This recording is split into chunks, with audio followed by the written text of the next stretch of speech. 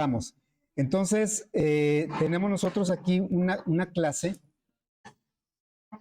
producto, y la idea es, son muy similares los ejercicios de la clase alumno que hicimos el ordenamiento con la interfaz comparable con este de producto. ¿Cuál es la gran diferencia? Pues que en el otro, para hacer los tres ordenamientos de edad, nombre del alumno y calificación, tuvimos que entrar al código y cada vez modificarlo y anular el anterior.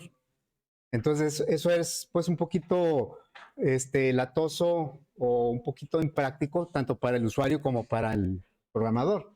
Entonces, la idea, la diferencia para este ejercicio es que el mismo método, compare tú, al mismo tiempo, aunque no de manera simultánea, bueno, digamos, con un solo código pueda ordenar los tres tipos de los tres atributos. Y bueno, pusimos nada más tres, pero podrían ser más. Y para eso agregamos una como clave, especie de clave, ¿no? Que llamamos tipo de ordenamiento. Y ese tipo de ordenamiento lo vamos a identificar de acuerdo al número que traiga para un ordenamiento por existencia si vale 0, ordenamiento por precio si vale 1 y ordenamiento alfabético si vale 2.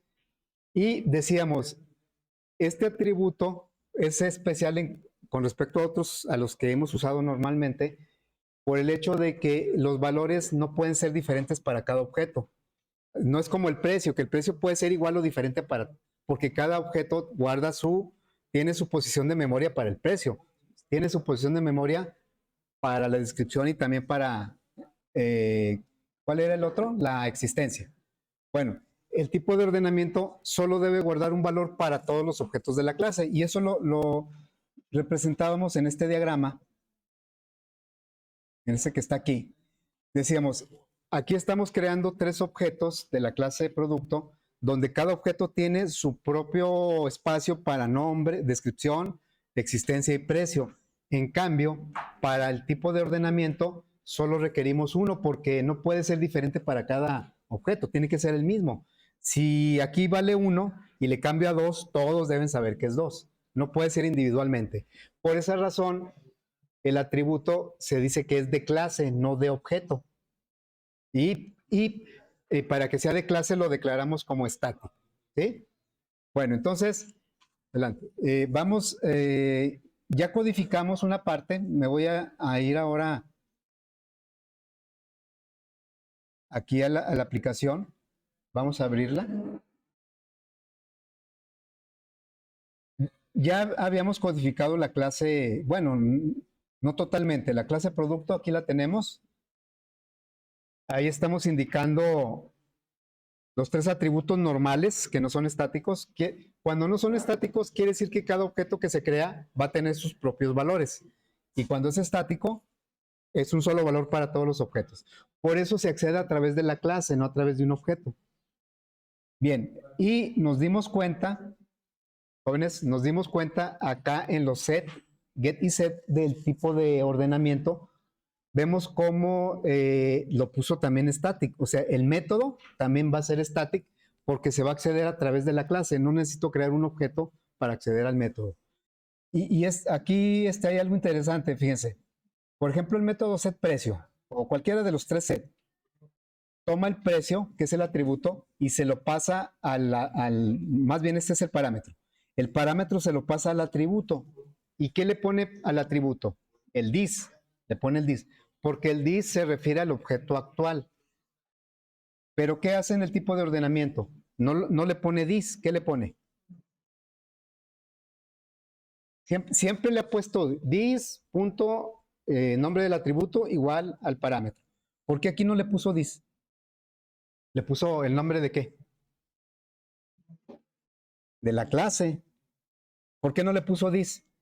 Porque el dis se refiere a un objeto individual. Y este tipo de ordenamiento es un valor a nivel global de la clase. Entonces, por eso, aquí no se le puede poner a ningún objeto porque no lo tiene individualmente cada objeto. Y lo pone a través de la clase. Bien, entonces, aquí, así temporalmente, pusimos un código que lo ordena alfabéticamente, ¿no? A ver, voy a abrir la aplicación.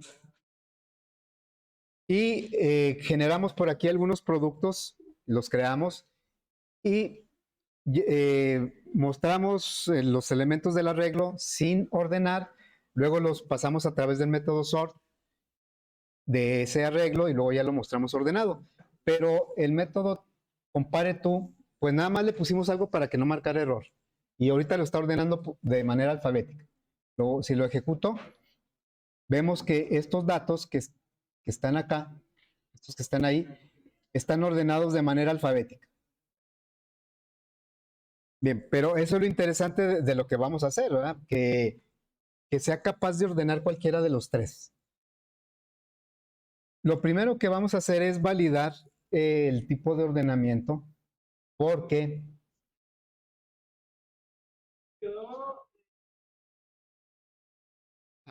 no vieron, es que este grupo ya entró muy tarde.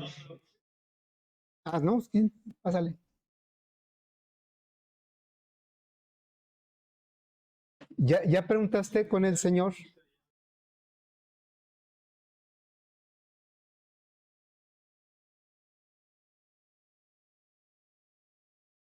¿No? ¿Qué es lo que se te perdió? ¿Una creencia? ¿Ya preguntaste aquí con el señor de las impresiones? Pregunta porque a veces les llevan las cosas ahí. Sí, ándale. Bien. Les decía, ¿cuáles son los valores correctos o válidos para el tipo de ordenamiento? Pues nada más los que estamos indicando aquí. Nosotros se los dimos, ¿verdad? Pero debemos cuidar de que no le llegue otro valor. Y acá, por ejemplo, en el set tipo de ordenamiento, pues estamos recibiendo cualquier valor que le pongan ahí. Así es que vamos a validar aquí, decirle, nada más tiene que ser del 0, 1 o 2. Le decimos, si tipo ordenamiento, el que está en negro es el parámetro y el que está en rosita o lila es el atributo. Lo que nos interesa es ver el valor del parámetro. Si tipo ordenamiento es menor que 0 o tipo ordenamiento es mayor de 2, entonces quiere decir que ese valor no lo debemos aceptar porque está fuera del rango. Y pues vamos mande. Es que en mis teclados no es igual. No me acuerdo. ¿Alguien que ya lo puso ahí en su teclado? Si no, lo buscamos en ASCII. ¿Alguien ya quedó? Bueno, entonces producto punto tipo ordenamiento vamos a asignarle un 0 así directo, porque llegó un valor que no es correcto. En caso contrario, entonces sí tomamos el valor que viene en el parámetro. Es nada más para validar que siempre esté entre 0 y 2. Bien, y entonces, ahora sí vamos hacia acá, al método compare tú. ¿Y qué es lo que, fíjense, el método compare tú, qué tipo de dato regresa? No, ahí dice. No. A ver, el get precio, ¿qué tipo de dato regresa? Ahí dice, ahí está el acordeón. Doble. O sea, acuérdense que un método es público o privado y luego después es el tipo de dato que regresa. Entonces, vuelvo a preguntar, ¿qué tipo de dato regresa el método compare tú? Ahí dice, un entero, regresa un entero. Recibe un object, pero regresa un entero. Ese entero es el que los métodos de ordenamiento van van a checar, van a revisar ese valor entero.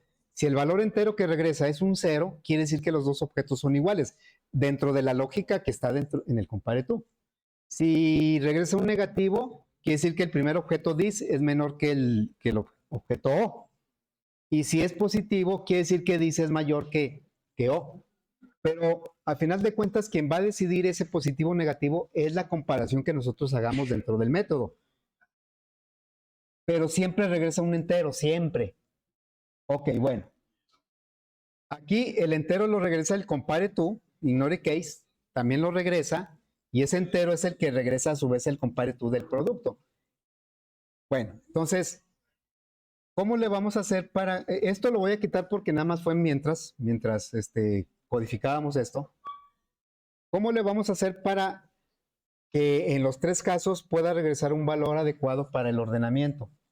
Pues puede ser con if. Yo le puedo decir, si tipo de ordenamiento es 0, entonces voy a comparar las existencias. Si tipo de ordenamiento es 1, voy a comparar los precios. Y si tipo de ordenamiento es 2, voy a comparar las descripciones. Lo puedo hacer con puros if, pero a mí me parece más práctico con un switch. Entonces le vamos a poner aquí un switch del tipo de ordenamiento. El tipo de ordenamiento, como he insistido, ya lo he dicho muchas veces, es el mismo valor para todos los objetos. Bueno, tipo de ordenamiento. Hay tres casos. Cuando vale 0, que es por existencia. Y aquí un break. Cuando vale 1, es por qué. ¿Alguien se acuerda? Allá lo vimos arriba. Cuando definí el atributo, dije, 0 va a ser para esto, 1 va a ser para esto, y 2 va a ser para. Este es por precio. Y el caso 2, pues el que queda, ¿no? ¿Qué va a ser? Alfabético. Como nosotros no estamos validando que los valores de tipo de ordenamiento estén entre 0 y 2, pues no sería necesario poner el default. El default es cuando la variable que está aquí no va a tener ninguno de estos tres valores. Y ahí decimos, bueno, pues ponemos el default. Pero si aquí estamos validando que esos valores nada más puedan ser 0, 1 y 2, pues no se supone que no es necesario, ¿verdad? Bueno, entonces, cuando es por existencia, ¿qué vamos a comparar? Pues existencia, ¿no? Ok, entonces decimos, acuérdense, esto lo tenemos aquí, bueno, lo vemos aquí. Esto yo lo mencioné en el ejercicio del alumno para los tipos cadena, pero es válido para cualquier tipo de objeto. El método compare tú regresa un entero, y ese entero lo vamos a interpretar.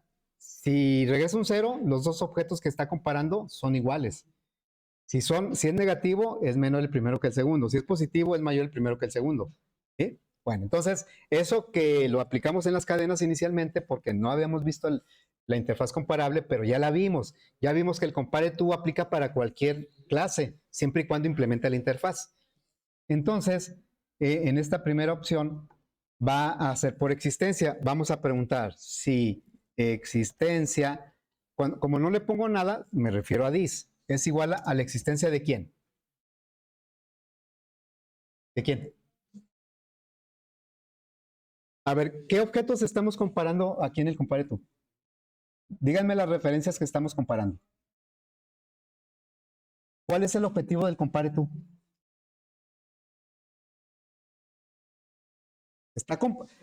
Bueno, por el nombre del método puedo guiarme, ¿no? Es que compara algo, pero ¿qué compara?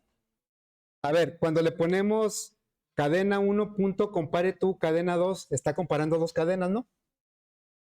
Bueno, entonces pregunto aquí, ¿qué es lo que está comparando? ¿Qué objeto con qué objeto? Está comparando el objeto dis con el objeto o. ¿Sí? O sea, el objetivo del compare to es comparar dos objetos. Y los objetos que está comparando son las referencias dis y la referencia o. Pero como o es object y yo quiero acceder a los elementos de producto, entonces lo ponemos en una referencia de producto o lo ponemos en una referencia de producto. Bueno, entonces aquí, si yo le pongo existencia, es de this. Estamos dentro de la clase. Todo lo que sea parte de la clase dentro de ella es this, aunque no lo ponga. Yo le puedo poner aquí this, pero pues no tiene caso si no lo necesita. Le puedo poner así, ¿verdad? Bueno, ¿con la existencia de quién la estamos comparando? De O, pero O no va a traer existencia, porque es object. Ya vimos que el objeto, si está en una referencia de object, pues se va a comportar como object. No trae, entonces, en lugar de O, ¿qué sería? ¿verdad? Por eso O lo pusimos en una referencia de producto. No es que sean dos objetos diferentes, es que se comporta como object y P se comporta como producto, pero ese es el mismo objeto. Bueno, P punto ¿qué? Existencia. Si son iguales, pues ya regresa un cero.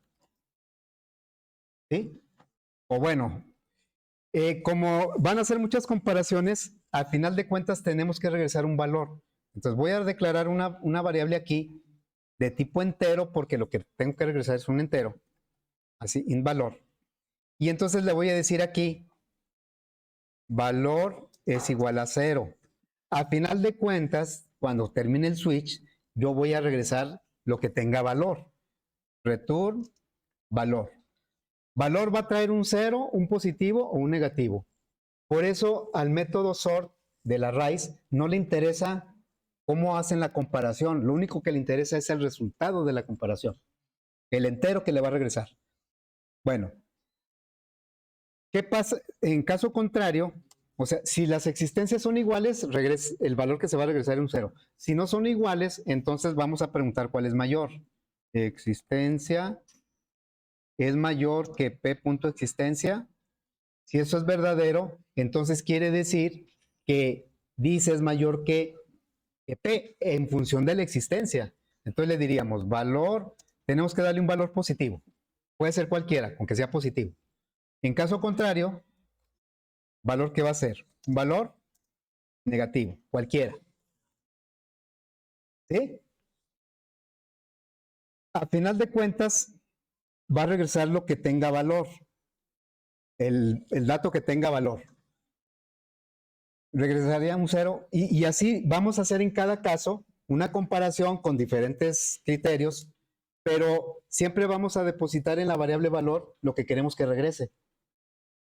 Bueno, ahora, yo dije aquí, le puedes poner cualquier valor positivo o negativo, y yo siempre tuve esa duda, que por qué el compare tú, o a la hora de, pásale, ¿por qué lo dejaban tan abierto a un valor positivo, un valor negativo? ¿Por qué no un 1, un menos 1 y un 0? Ah, bueno, entonces fíjense, existencia, ¿qué tipo de dato es? Existencia, ¿qué tipo de dato es? Acá está, arriba, es entero, ¿ah? Es entero.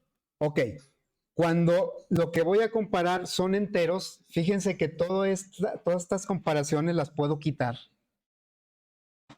O sea, voy a quitar todo esto y voy a poner una resta. Así.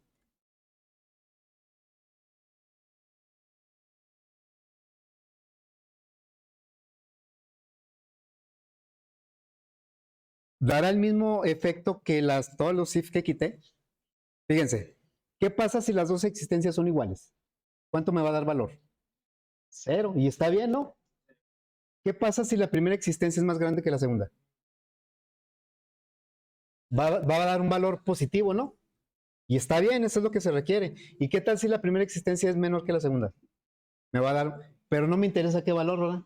Entonces, como que el regreso del compare tú está muy pensado, me imagino, a que se van a comparar enteros. Entonces, por eso, cuando se comparan enteros, una simple resta me da el resultado correcto. Entonces, claro, esto solo se puede aplicar si son enteros. Los valores, ¿verdad? Vamos a poner aquí otro. ¿Cómo quedó? Los valores a o los datos a comparar. A ver, ¿por qué no lo puedo hacer con el tipo doble? Es esa misma resta. ¿Por qué? A ver, si yo resto los dos precios, ¿qué tipo de dato me va a dar el resultado? ¿Precio qué tipo de dato es? Doble, ¿verdad? Si yo resto dos precios, si lo quiero hacer igual que la existencia, ¿qué tipo de dato me va a dar la resta? Un doble. Y no puedo regresar un doble, tengo que regresar un entero. Por eso, digamos, esta resta solo aplica si lo que voy a comparar son enteros. Ya si es doble o si es cualquier otro tipo de dato, tengo que hacerlo a través de los if. Entonces, el precio sí lo vamos a poner con if. Lo que quité de los if de la existencia sí funciona, ¿eh? Pero es más práctico poner una resta, nada más. Entonces, le diríamos aquí, si precio es igual a p.precio, entonces quiere decir que el valor es igual a 0. Es lo mismo que hicimos con la existencia. ¿Por qué no me...? Ah, puse nada más un igual, sí. Entonces, en caso contrario, entonces sí tengo que preguntar si precio es mayor que p.precio, entonces quiere decir que voy a regresar. El valor puede ser cualquier positivo, ¿eh? Cualquiera, yo le voy a dar este positivo, no sé, nomás se me ocurrió ese. En caso contrario, fíjense, si no fue igual y no fue mayor, entonces ¿qué quiere decir? Que fue menor. Entonces valor es cualquier negativo, ¿eh? Puede ser cualquier negativo. Digo, no tiene caso que ponga ese. Es más fácil 1 y menos 1, ¿verdad? Aquí sería cualquier valor positivo. Y acá sería... Me la compliqué mucho, ¿verdad? ¿Para qué pongo ese número? Pongo 1 y menos 1 y ya. Y, ¿cómo? Es que realmente lo que va a preguntar es si es negativo o si es positivo. Sí, pero como dije al principio, yo siento que eso fue pensando en que la mayoría de, o muchas de las comparaciones son con enteros. Si es una comparación con entero, ya no tengo que hacer tanto if, con una resta lo resuelvo. A ver, ¿y el alfabético cómo le vamos a hacer? Ese está más fácil. Más fácil porque ya existe algo que compara los... ¿Cuál método compara dos cadenas? El mismo compare tú. A ver, el método compare tú de string, de la clase string, compara dos cadenas. El método compare tú de la clase producto, compara dos productos. Y si lo implemento el comparable con el alumno, como lo hicimos en el ejercicio anterior, el método compare tú, compara dos alumnos, porque está implementado dentro de la clase alumno. Así es que aquí vamos a aprovechar el método compare tú que ya trae la clase string. Le decimos, este valor es igual. La primera cadena es descripción, es descripción de this, compare tú, nada más que pues aquí aprovechamos la versión que ignora los mayúsculas y minúsculas de la descripción de quién, de p.descripción, ¿verdad? Y ya solito eso me va a dar un 0, un positivo, un negativo. ¿Por qué me marca error aquí valor? Retorno un valor. Y le podemos poner más opciones. Si tuviera más atributos, pues le podemos poner más, ¿verdad? Bueno, ¿por qué creen que me marca error? Bueno, no creen, ¿por qué? ¿Por qué me marca? No le dicen, ¿por qué la tenemos que inicializar? Si ya le estamos dando valores acá. Por si acaso no entra en ninguno. Si no entrara en ninguno, entonces valor se va a quedar sin valor, valga la redundancia. ¿Y por qué, si yo estoy validando que esté entre 0 y 2, por qué podría ser posible que no trajera esos valores? Bueno, es que el compilador no sabe eso. O sea, por la lógica, ya no se va tanto a la lógica, ¿verdad? Sino que dice el compilador, tú me estás declarando una variable aquí y no le estás poniendo ningún valor.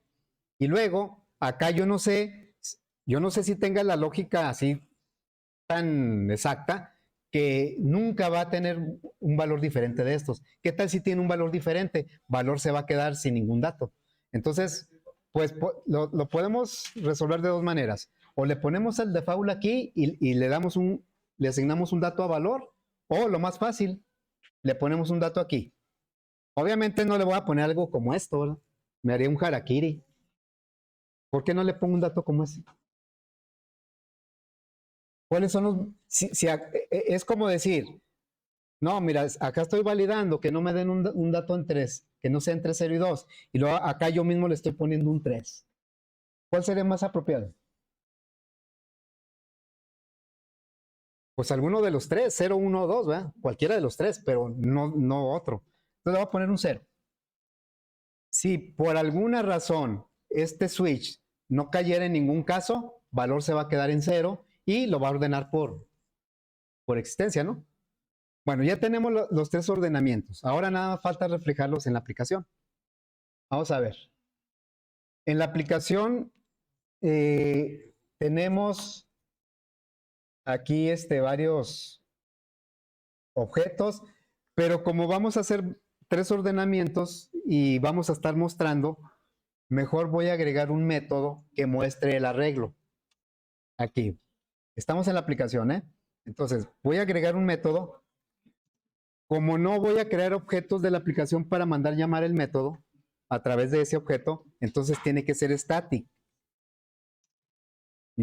Y se va a llamar mostrar arreglo.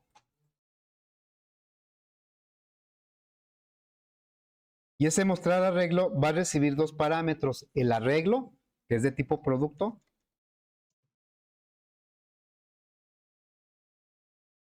y va a recibir también una cadena con un letrero, un mensaje.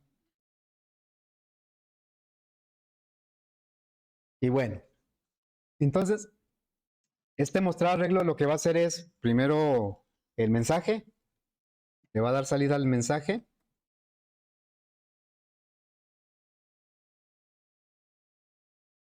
Mensaje, ahí está. Le voy a poner un brinco de línea antes. Y luego voy a poner unas rayitas por ahí.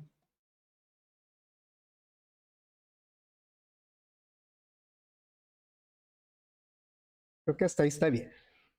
¿Sí? Y después vamos a darle salida al arreglo, a los elementos del arreglo. Un for corto. Primero se pone el tipo de dato del arreglo, que en este caso son productos. Luego una referencia para que ahí se ponga cada elemento del arreglo conforme va dando vuelta el ciclo. Y después, ¿en dónde están los elementos? Pues aquí no es lote, ¿verdad? El lote está acá. ¿Acá qué es? ¿Cómo se llama el arreglo? Se llama prod. Y lo que va a mostrar es, pues, el toString de P. Así. Este método le va a llegar un arreglo, un mensaje, va a poner el mensaje como un encabezado, una rayita, y luego ya los elementos del arreglo. Entonces, acá, pues vamos a hacer uso de ese método desde el principio. En lugar de esto, voy a quitar todo esto y voy a mandar llamar el método. Se llama mostrar arreglo. Y le voy a mandar el arreglo. Aquí en main el arreglo se llama lote. Y acá lo va a recibir como prof. Y el mensaje que va a ser sin ordenar. Así, ¿verdad?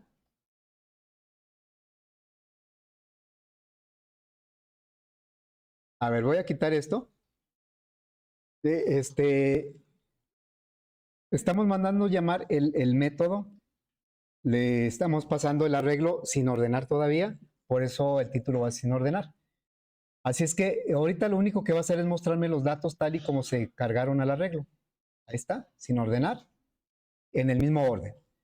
Y después vamos a hacer uso de la clase, el tipo de ordenamiento, para ordenarlo y mostrarlo por existencia. Y luego lo ordenamos por precio y lo mostramos. Luego lo ordenamos alfabético y lo mostramos.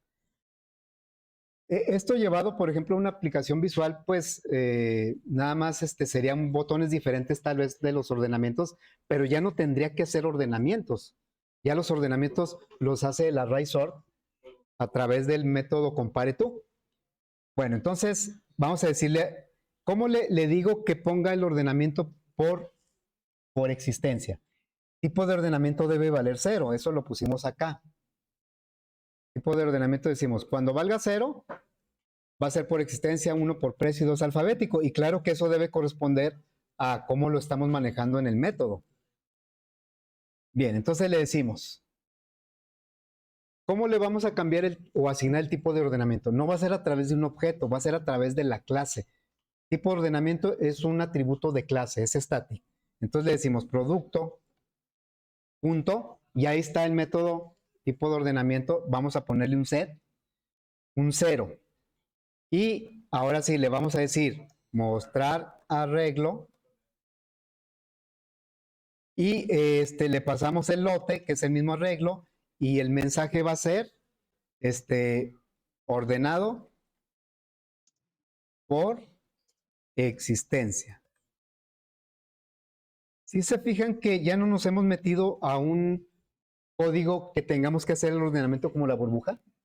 ¿Quién va a hacer el ordenamiento? El método. Ah, bueno, pero aquí me falta precisamente eso. Me falta decirle a la clase arrays que a través del método sort ordene mi archivo, perdón, mi arreglo. Le decimos tipo de ordenamiento 0, le avisamos a todos los objetos que se van a ordenar por existencia, lo mandamos a ordenar, el método sort va a mandar llamar el método compareTo de producto, y ahí se van a comparar los productos. Bueno, esto mismo lo vamos a hacer para el precio y para la existencia, perdón, para el alfabético. ¿Qué tengo que cambiarle?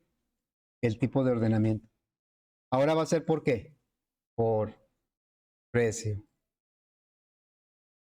Y este tipo de ordenamiento 2 ahora va a ser alfabéticamente.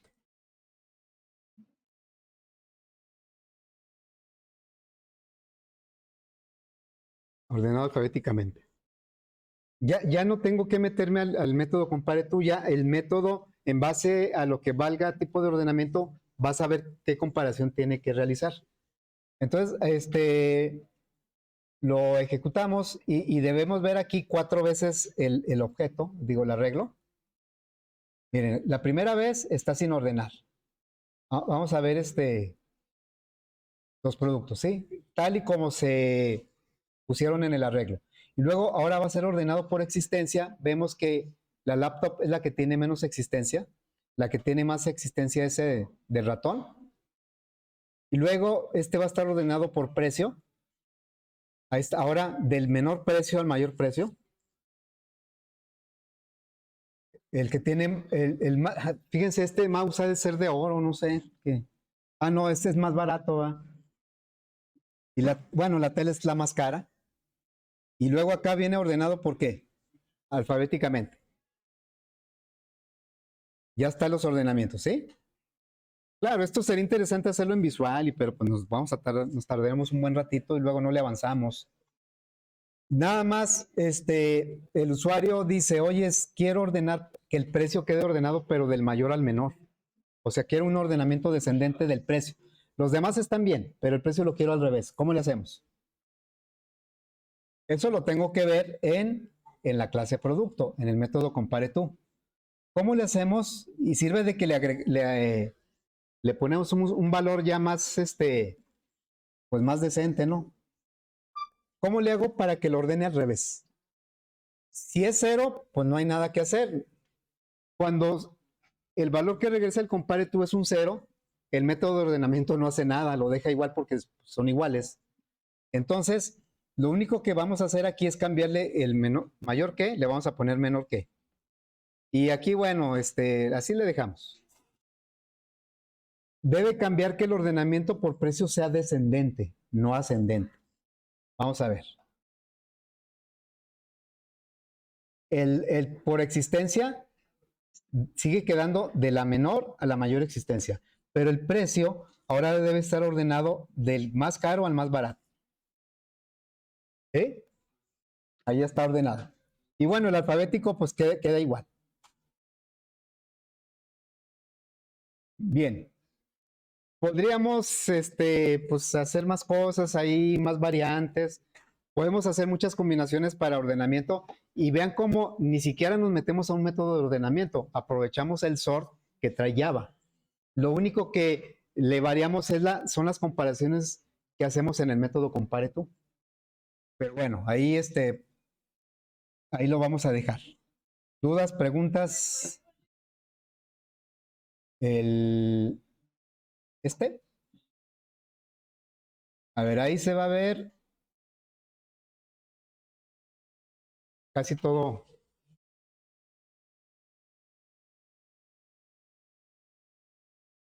Cada vez que cambie el tipo de ordenamiento, tengo que volver a mandar llamar el sort.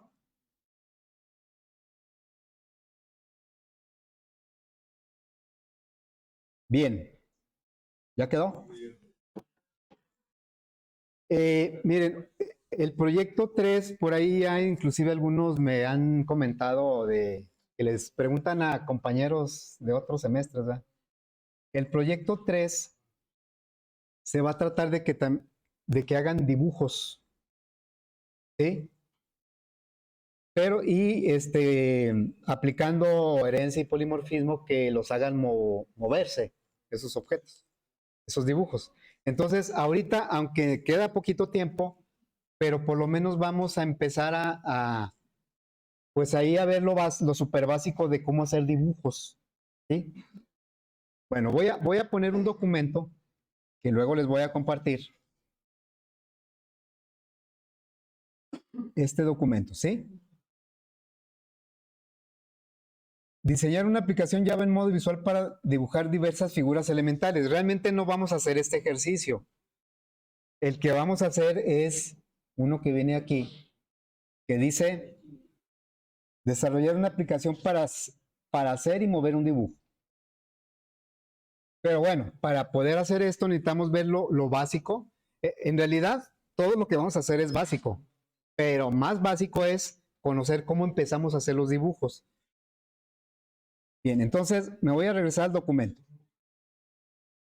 Dice, figuras elementales son líneas, rectángulos, cuadrados es un caso especial de rectángulo, elipses, círculos, círculo es un caso especial de elipse.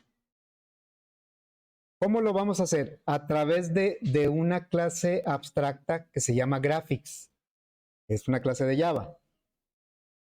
Hereda de Object. Graphics es una clase que nos provee métodos para hacer dibujos básicos, como los que mencioné, líneas, rectángulos, elipses y algunas otras que vienen por ahí. Bueno, como es una clase abstracta, no vamos a poder crear objetos de esa clase, pero sí vamos a poder almacenar objetos que nos proporcionan los componentes de Java. ¿En dónde vamos a dibujar? Vamos a dibujar normalmente en un frame o en un panel. Son los componentes más aptos para dibujar, podríamos decir.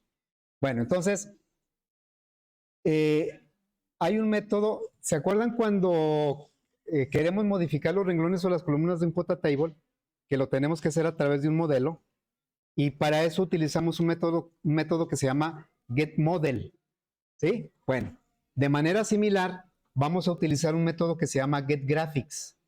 Se lo vamos a pedir a un frame o a un panel o inclusive a un botón, a una etiqueta, lo podemos hacer. Y ese método getGraphics me va a regresar un objeto y ese objeto mediante métodos me va a permitir hacer dibujos. Entonces dice aquí, por ejemplo, si queremos trazar figuras en un componente JPanel llamado JPanel1, JPanel sería la clase, JPanel1 sería el objeto que arrastramos de la paleta. Entonces lo haríamos de esta manera. Get JPanel1, que es el objeto, get graphics, y lo ponemos en una referencia de graphics, y ese objeto, esa referencia lienzo, me va a permitir llamar métodos que me hacen dibujos, ¿sí? Dibujos súper básicos, ¿eh? Bueno, ¿qué pasa si quisiéramos hacer los dibujos no en un panel, sino en el mismo frame donde estamos trabajando? Pues se lo pediríamos con this get graphics o bien, como estamos dentro del frame, nada más con get graphics. La cuestión es que esta referencia va a traer métodos que me permiten hacer dibujos, pero muy básicos, como líneas, rectángulos y elipses. Y bueno, entonces, esos métodos, yo puse aquí una lista de los métodos más elementales. Son métodos de graphics que los podemos acceder a través de objetos que extrajimos con el método getGraphics. Eso luego lo vamos a hacer también. Bueno, hay un método que me permite cambiar el color.